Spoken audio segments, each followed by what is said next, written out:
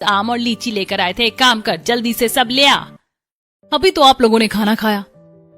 गर्मी भी तो इतनी हो रही है, खाने का तो मन ही नहीं करता। आप जल्दी से ये सब ले आओ ना, और हाँ, साथ में मेरे लिए ऑरेंज जूस भी लेकर आना। तारा किचन की ओर मुड़ती है और उन सब के लिए फ्रूट्स और जूस लेकर आती है कि तभी कमलेश, वो मैं कल गन्ना भी तो लेकर आया था, वो भी ले आ, संगीता और कार्तिक भी खा लेंगे। मन तो कर रहा है वही गन्ना लाकर इनके सर पर मार दूं, एक बार में खेल खत्म। मुझे तो कोलू का बैल समझ रखा है इन लोगों ने, 1 मिनट नहीं बैठने देते, इधर से उधर बस नचाते ही रहते हैं। ऐसे ही अब दिन गुजरने लगते हैं और आज संगीता और कार्तिक की वेडिंग एनिवर्सरी होती है। आज हमें कोई डिस्टर्ब नहीं करेगा, उन लोगों को पता है कि हमारी एनिवर्सरी है। आज हम अच्छे से एक दूसरे के साथ वक्त बिताएंगे। मैं तो बहुत ज्यादा खुश हूँ। मैंने तो एक रोमांटिक प्लेलिस्ट भी बना ली है जिस पर हम डांस करेंगे। दोनों हस्बैंड वाइफ अपनी वेडिंग एनिवर्सरी को लेकर काफी ज्यादा खुश होते हैं। तभी वहां उनकी खुशियों को भंग करने के लिए फिर से कलावती और उसका पूरा परिवार आ जाता है। देखा, मैंने तो कहा ही था कि पूरी तैयारी हो गई होगी। हैप्पी एनिवर्सरी भैया भाभी, आपकी जोड़ी हमेशा ऐसे ही रहे। डेकोरेशन तो आप लोगों ने काफी अच्छी की है, और ये केक, ये तो मेरा फेवरेट फ्लेवर है।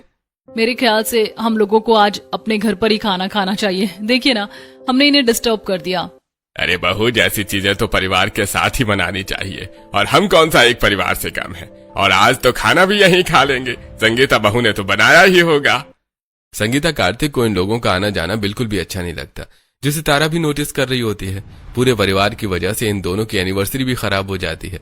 और जब सब अपने घर जाते हैं तो, संगीता, मेरी क्या गलती, मुझे क्या पता था कि वो लोग आज भी आ जाएंगे।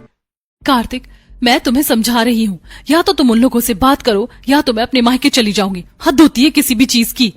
इसी तरह दिन बीतने लगते हैं और आज कलावती की बहन सरस्वती उनसे मिलने के लिए आई होती है। सरस्वती को हाई ब्लड प्रेशर की प्रॉब्लम होती है, जिसके चलते गर्मी से उसकी हालत खराब हो रही होती है। तुम्हारे घर में तो कुछ ज्यादा ही गर्मी है, ऐसी नहीं लगवा रखा क्या तुमने? बाप रे बाप, मेरा तो दम ही घुट रहा है। अरे दीदी क्यों परेशान हो रही है? हमारी पड़ोसन है ना, उनके घर पर एसी लगा है, वहीं चलते हैं। बहू तुम खाना लेकर वहीं आ जाना। हे भगवान, अब तक ये लोग जाते थे, क्या ये कम था जो अब अपने रिश्तेदारों को भी ले जा रहे हैं? तारा जानती थी कि उन्हें समझाने का कोई फायदा नहीं है, इसलिए कुछ नहीं बोलती। ऐसे कुछ दिन गुजर जाते हैं। पता नहीं इन लोगों का पेट है या कुआं। रोटी बना बनाकर थक गई मैं, और ऊपर से इन्हें गर्मा गर्म चाहिए। एक घर से दूसरे घर जाऊंगी रोटी लेकर तो ठंडी नहीं हो जाएगी क्या? वो बड़बड़ाते हुए सबके लिए रोटियां बना रही होती है कि तभी पड़ोसन के घर से तारा को प्रीति का कॉल आता है। भाभी 4 रोटी और ले आना, और हाँ, मक्खन लगा देना। अब बेचारी तारा रोटियां बनाकर फिर से 2 घर छोड़कर संगीता के घर पहुंचती है।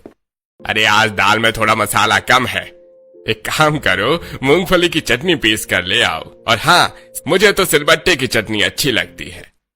भाभी, मेरे लिए रायता ले आना। गर्मी में जब तक खाने के साथ रायता ना हो तो मजा नहीं आता। अब सब कुछ तारा की लिमिट से बाहर जा रहा था। हर रोज तीनों वक्त का खाना इधर से उधर ले जाते हुए तारा की बैंड बज चुकी थी। हे भगवान, अपना कुछ तो चमत्कार दिखाओ। मैं जब से आई हूँ तब से बस इधर से उधर खाना ही ले जा रही हूँ। कुछ तो ऐसा चमत्कार करो जिससे इन लोगों की अकल ठिकाने आ जाए। ऐसे ही अब हफ्ता भर और गुजर जाता है और आज गांव से संगीता की सास ममता आई होती है। ममता जैसे ही कार्तिक के घर पर पहुंचती है तो देखती है कि कलावती का पूरा परिवार उसके बेटे बहू के घर में बैठकर एसी के नीचे ठंडी हवा खाते हुए मजे से खाना खा रहा है। ममता बहन, आ गई आप तो शाम तक आने वाली थी। कितने समय के बाद मिल रहे हैं हम लोग एक दूसरे से। भाई साहब नहीं आए? गांव में कुछ काम था इसीलिए वो नहीं आ पाए। आप सब लोग कैसे हैं? अरे आंटी, हम सब तो बहुत बढ़िया हैं। आइए आप भी खाना खा लीजिए। आज मेरी भाभी ने दही की सब्जी बनाई है। एसी की ठंडी हवा के नीचे बैठकर ऐसी ठंडी ठंडी चीज खाने में बहुत मजा आता है। ममता उनके साथ खाना खाने के लिए बैठ जाती है। इसी तरह शाम होती है और रात में फिर से पूरा परिवार एसी की ठंडी हवा में खाना खाने के लिए आ जाता है। ममता को रहते हुए 2 दिन हो चुके होते हैं कि सबकी हरकत को वो समझ जाती है।